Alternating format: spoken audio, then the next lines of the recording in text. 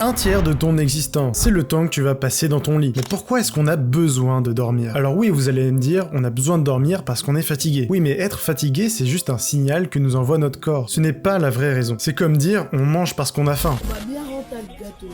Fraise, framboise, myrtille. Non, la sensation de faim, c'est juste un signal. La raison profonde pour laquelle on mange, c'est parce que notre corps a besoin de nourriture. Alors pourquoi est-ce qu'on dort? Spoiler, c'est plus compliqué que ce qu'on pourrait penser. Une façon intuitive de répondre à la question, c'est de se demander qu'est-ce qui se passe si l'on ne dort pas. Le record du monde de privation de sommeil est de 11 jours. Alors certes, après, le gars, il était pas au top de sa forme, mais bon, en vrai, ça allait encore. Il en est pas mort, il est pas devenu fou ou quoi, juste, au bout de quelques semaines de rétablissement, il était nickel. Alors certes, il y a une maladie très rare qui s'appelle l'insomnie fatale familiale, qui touche plusieurs familles dans le monde. Donc imaginez-vous, d'un coup, vous galérez de plus en plus à dormir. Au début, vous avez juste quelques insomnies, mais au bout d'un moment, vous n'arrivez plus du tout à dormir. Et toutes les personnes touchées par cette maladie meurent en quelques années. On pourrait considérer que c'est une mort par manque de sommeil. Mais selon les spécialistes, cette maladie peut avoir d'autres conséquences que sur le sommeil. Donc on ne peut pas dire que c'est l'absence de sommeil qui a causé la mort. Enfin, juste par cette cause-là. En tous les cas, il n'y a aucun humain qui est mort d'une privation de sommeil. Alors certes, il y a eu quelques expériences assez cruelles sur des animaux. Par exemple, il y a une centaine d'années, on faisait des expériences sur les chiens. On les empêchait de dormir. C'est-à-dire que dès qu'on voyait qu'ils commençaient à s'assoupir, on leur mettait un petit coup et hop, ils repartaient. On les réveillait, on les forçait à marcher. Et au bout de 2 semaines, tous les chiens sont morts. Et on a remarqué qu'il y avait pas mal de lésions au niveau de leur cerveau. Mais le même problème revient par rapport à tout à l'heure. On ne peut pas dire que c'est le seul manque de sommeil qui est la cause de la mort. Est-ce qu'on peut expliquer la mort des chiens par le stress provoqué par le fait qu'on n'arrête pas de les réveiller quand ils commencent à s'endormir? Mais d'ailleurs, est-ce que tous les animaux dorment? Pour répondre à cette question, il faut déjà savoir ce que c'est le sommeil. C'est un état d'immobilité accompagné d'une perte de conscience. Mais c'est un état qui est quand même rapidement réversible. En gros, l'idée, c'est de le distinguer de plusieurs autres états comme le coma ou l'hibernation. Là, ça prend vraiment pas mal de temps d'en sortir. En tout cas, pour les mammifères, tout le monde dort. Mais le truc, c'est que pour d'autres animaux, c'est plus compliqué. Par exemple, les dauphins arrivent à endormir la moitié de leur cerveau. Donc à partir de là, est-ce qu'ils sont vraiment dans un sommeil? Même les oiseaux qui sont capables de réduire de 85% leur durée de sommeil sans aucun impact sur leur santé. C'est compliqué de dire qu'un insecte dort, ils ont vraiment d'autres mécanismes. Chez les insectes, on retrouve parfois un état qui ressemble un peu au sommeil, mais c'est pas systématique. Le sommeil, c'est quelque chose de quasiment universel chez les vertébrés. Mais pourquoi l'évolution aurait gardé un mécanisme qui fait en sorte que l'on n'est même plus là, qu'on est complètement inconscient, vulnérable, on se reproduit pas, on boit pas, on mange pas? Pourquoi l'évolution a gardé tout ça? En général, plus un animal est gros, moins il dort. Par exemple, des petites souris peuvent dormir jusqu'à 12 heures par jour et en moyenne un éléphant c'est à peu près 3 heures. Les petits animaux, ils ont un taux métabolique très élevé, c'est-à-dire que leur quantité d'énergie par rapport à leur masse consommée par jour est vraiment énorme. Donc on pourrait se dire que si les petits animaux qui consomment beaucoup plus d'énergie par rapport à leur masse dorment beaucoup plus, c'est pour économiser de l'énergie. D'où le fait qu'on dit qu'on se repose. Mais le problème c'est que pour économiser de l'énergie, on pourrait juste être dans un état calme. Par exemple, quand t'es dans ton canapé, tu consommes pas beaucoup plus d'énergie que quand tu dors. Et pourtant t'es beaucoup plus réactif que lorsque tu tapes ta meilleure nuit. Donc si c'était juste une question d'économie d'énergie, pourquoi dormir? Pourquoi perdre la conscience? Le fait de perdre conscience quand on dort, ça laisse penser que ça a quelque chose à voir avec notre cerveau. Et pas juste de l'économie d'énergie. Le problème du métabolisme, en général, c'est qu'il comporte pas mal d'effets indésirables. Un des plus notables, c'est la production de radicaux libres. Surtout les espèces réactives de l'oxygène. Ce sont des molécules qui sont susceptibles d'aller abîmer d'autres molécules, comme celle de l'ADN par exemple. Donc ce sont un peu des déchets toxiques, mais heureusement ils sont neutralisés par les antioxydants. On en trouve pas mal dans les légumes, les fruits, les vitamines. Mais notre corps il est aussi dans le game, c'est-à-dire qu'il produit aussi pas mal de molécules antioxydantes, notamment des enzymes. Et si une cellule est trop abîmée par ces radicaux libres, on la tue, on la dégage. Sauf que tuer une cellule dans notre cerveau, c'est compliqué hein. Comme vous le savez peut-être déjà, les neurones que l'on a dans notre cerveau, ils sont très peu régénérables. Il y a des études en cours qui disent qu'on produirait environ 5000 neurones par jour, mais ça reste ridicule comparé à la quantité que l'on a, environ 86 milliards. Donc comme les neurones ne peuvent quasiment pas être renouvelés, et que notre cerveau a un métabolisme 10 fois plus élevé que la moyenne du corps, on peut pas se permettre de perdre des neurones comme ça, de les tuer parce qu'ils sont trop abîmés par les radicaux libres. Et donc c'est peut-être ça la réponse du sommeil. Diminuer l'activité du cerveau pour diminuer la quantité de radicaux libres et nickel. Et voilà, c'est tout simple en fait. Parce que si l'activité du cerveau diminue, on consomme moins d'énergie et donc moins de radicaux libres et on peut tout nettoyer. Il a même été mis en évidence que durant le sommeil, il y a pas mal de liquide céphalorachidien qui est une sorte de nettoyant du cerveau qui est pas mal produit et donc ce qui semble aller dans le sens du fait que le sommeil c'est un peu un lavage du cerveau. En gros c'est ça la théorie, hein. On met notre cerveau en veille pour faire le ménage durant la nuit. Ça a l'air pas mal comme ça, mais en vrai il y a quand même un petit problème avec cette théorie. C'est-à-dire qu'on peut pas éteindre notre cerveau comme ça. Au milieu de la nuit, il y a des périodes qui ne sont pas du tout reposantes. Des moments où notre cerveau fonctionne à fond, c'est le sommeil paradoxal, ou le moment des rêves. Ça n'a aucun sens. Pour comprendre et bien analyser les différentes phases du sommeil, on utilise ce que l'on appelle un électroencéphalogramme. Ce sont plein d'électrodes que l'on met sur le cerveau pour voir l'activité électrique des neurones. Donc comme vous le savez, durant le sommeil, il y a plusieurs cycles. On passe de l'éveil à du sommeil léger, à du sommeil profond, etc. En général, un cycle de sommeil dure environ 1h30 chez l'être humain, et plus on avance dans la nuit, moins il y a de sommeil profond. Et le sommeil paradoxal prend beaucoup plus de place au fur et à mesure de la nuit. C'est probablement pour ça que l'on dit que les heures de sommeil avant minuit sont beaucoup plus réparatrices, et que la fin de nuit c'est juste là pour nous réveiller, avec des rêves. Mais durant notre sommeil paradoxal, il y a pas mal d'aires motrices qui sont activées, celles responsables de nos mouvements. Après, ce qui est pratique, c'est qu'il y a quand même une suppression de certains neurotransmetteurs qui font qu'on ne bouge pas pendant notre sommeil. Mais il y a une exception à ça, ce sont nos yeux. Pendant notre sommeil paradoxal, ils bougent énormément, c'est la phase que l'on appelle le REM, pour Rapid Eye Movement.